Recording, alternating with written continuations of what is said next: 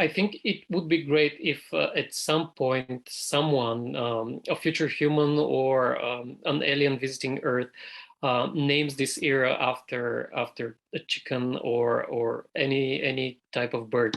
And I think what Tian said is important, because it is true. We now think that this era, the Anthropocene, is the era where humanity is dominant, where humanity's traces are making actual changes upon the face of the earth, and they're changing nature. But we can never be absolutely sure about that, because we are living in the Anthropocene now. We cannot step outside of it and look at it from a distance, and time would give us that distance. Well, I think it's important what you, Jiang, said, that we're not only writers but also readers, because well, my first meeting with science fiction was through reading. I was first a reader, and there were not many science fiction books published in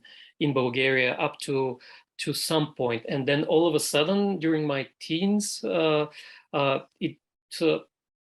they started translating all sorts of works, and it was just this immense body of work that I had to make my way through and read. And I would read those books voraciously, and think about all those worlds, and think about writing after that.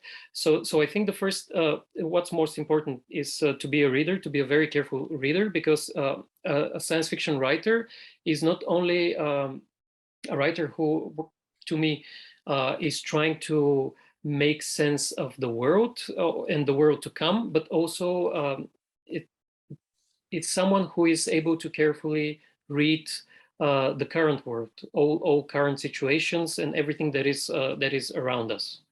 My latest novel is called The Other Dream, and it's a novel I wrote in the form of the so-called fantastic journeys.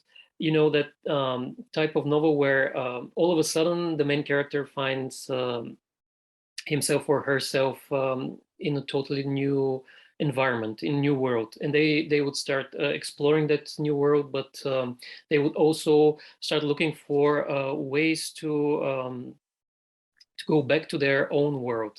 And I wanted to write a story where you, as a reader, but also where the character is not sure what is actually happening. It could be the intrusion of a truly fantastic world. It could be something entirely new, or it could be the product of a very disturbed or hectic imagination.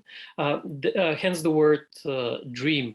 And I wanted the reader to be confused and unsure, because that's what our experience looks like and feels like when we're confronted with something absolutely new, with something alien. We have to learn that thing. We have to learn its language, to learn what it is, the ways it is.